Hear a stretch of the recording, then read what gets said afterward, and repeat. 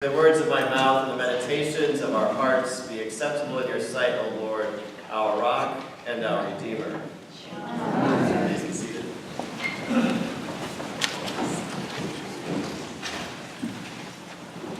For the last few weeks, we've been reading from the book of Revelation for our second lesson.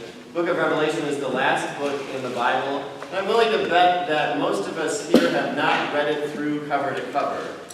Maybe you've tried and you've gotten sort of ensnarled, confused, entangled by the weird imagery in it. Images of fountains filled with blood and dragons and beasts. Jesus figures prominently in the book of Revelation, but he doesn't look anything like he does anywhere else in the Bible. This is a Jesus with fire shooting out of his eye sockets and a sword coming out of his mouth, leading an army of the righteous to defeat the powers of hell. I haven't read it all the way through cover to cover since I was in high school. I've just kind of read the snippets that we get here and there in the lectionary. I will confess it's not my favorite book in the Bible. There are all sorts of theories about it. Scholars will say that it's written in a sort of code for a certain group of Christians who lived a couple hundred years after Jesus did. Hollywood and authors have taken the book of Revelation as a starting point to reflect on the end times, and you know kind of the broad outline of that story. It's the end of time, it's the end of the world, all of these trials and tribulations, the fall of humankind. Satan and the powers of darkness rise up. Eventually, God comes down, defeats Satan, the world and the creation as we know it disappear, and a new era of God's eternal reign is ushered in. That's the story that Hollywood gives us. The problem is I'm not sure that that's really what the book of Revelation is about. The author of the book of Revelation calls himself John of Patmos. He's probably not John who wrote the Gospel of John, or John, the son of Zebedee, who was a disciple of Jesus. Rather, John of Patmos is likely an exile. The island of Patmos in the Mediterranean Sea was used by the Roman Empire to send political dissidents to. So John is probably someone who in some way challenged the Roman Empire and was sent into exile. And so from this kind of prison island, John has what he calls a vision or a revelation that he says is from God, that he's instructed to write down, and so he does. Now, I haven't ever had a vision or revelation from God, so I can't really tell you whether this revelation comes from John's imagination, or from God's imagination, or from some combination of the two. But I think that John of Patmos is trying to make 3 points throughout the book of Revelation. He kind of works them in over and over again. His first point is, the world as we live in it, the world that we experience, the world that we see around us, is not the way God would have it to be. This is not the dream that God has for how God's people would live. His second point is, things are going to get worse, maybe much worse, before they get better. And his third point is, the God who says, I am Alpha and Omega, A to Z, the God who was there at the beginning of time, the God who created the universe, the God who created earth, the God who created you and me, is here now and will be here forever, right through to the end of time. And ultimately, it is God's vision for creation that will prevail. The world as we know it is not how God would have it be. Things are going to get worse before they get better, but ultimately, God's vision will prevail. I suspect, if you're like me, that those first two are pretty easy to get your head around. You only have to turn on the television, read the newspaper, open your front door, and see that the world cannot possibly be the way that God intended it to be. God could not have possibly intended us to be constantly at war with one another, to be in constant fear of terrorist attacks, of violence in our schools. God could not have possibly have intended that in the wealthiest nation that the world has ever seen, 1 in 6 people often go hungry. That 1 billion people on our planet suffer from malnutrition. This cannot possibly be God's dream for God's people. And it does seem to a lot of us that things are getting worse.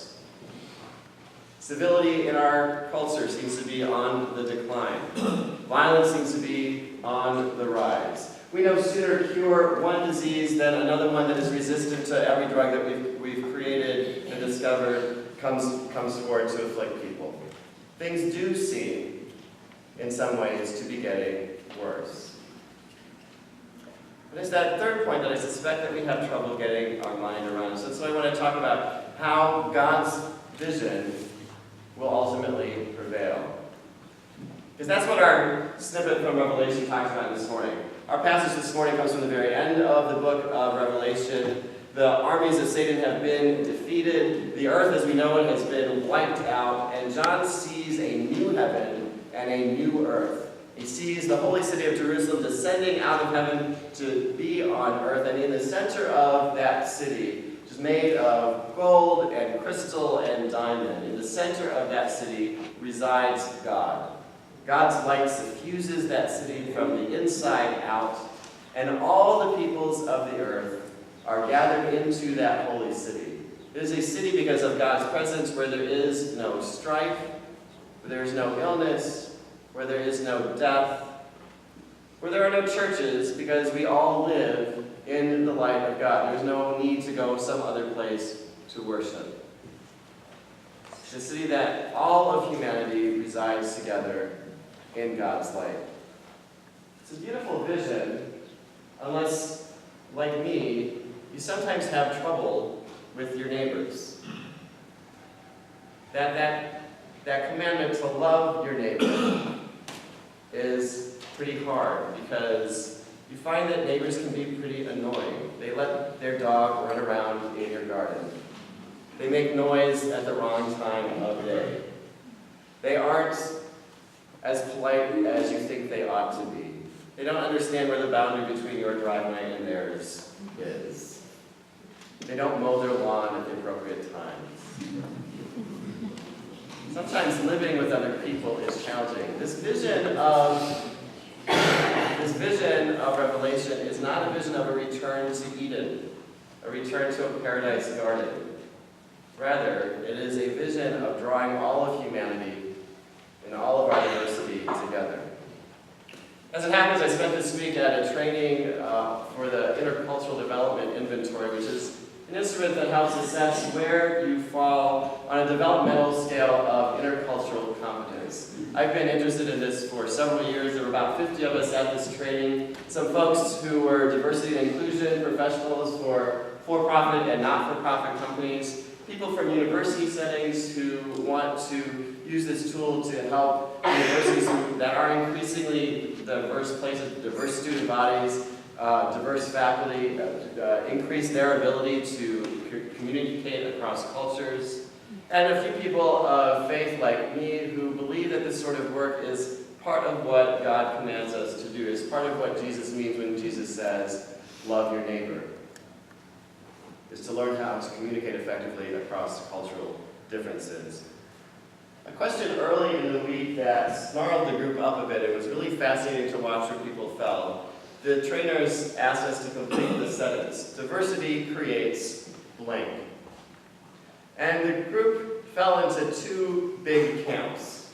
One camp thought that diversity is essentially a positive thing. And so they came up with positive adjectives. Diversity creates energy. Diversity creates opportunity. Diversity creates innovation. Knowing that when groups of diverse people work together, that there are sometimes more options than when folks who are all the same work together. Another big camp knew that when people from different cultural backgrounds get together, inevitably there is some tension because people approach things in a different way. And their adjectives were less positive. Diversity creates anxiety. Diversity creates conflict. Diversity creates discomfort. The right answer, according to the trainers, was that diversity creates nothing. The trainer's point was that diversity in and of itself is value neutral. It is rather how we respond to it that makes it either a positive or potentially a negative thing. As I studied this lesson, as I thought about the work of our training this week, and I thought about the work of learning how to effectively communicate across cultural differences, how difficult that is, and yet how important it is in the world that we find ourselves living in when we are more connected than we ever have been, and our tendency in response to that is to try and isolate ourselves more. I believe that this is important work. I think it's important work that lays the groundwork, begins to lay the framework for the New Jerusalem, for God's vision of humankind being able to live together in a single city, without strife, without violence, in harmony, living together in the light of God. The invitation I hear in our reading today, the invitation I hear in Jesus' commandment to love one another, is to begin to learn how to love not just people who live with us, who look like us, who think like us, who see the world in the same way that we do, but to learn to love people who don't look like us, who don't think like us, who don't see the world in the same way. We can begin to do that with our lives today. We can begin to set the framework, we can begin to build the New Jerusalem. We can begin to bring God's vision for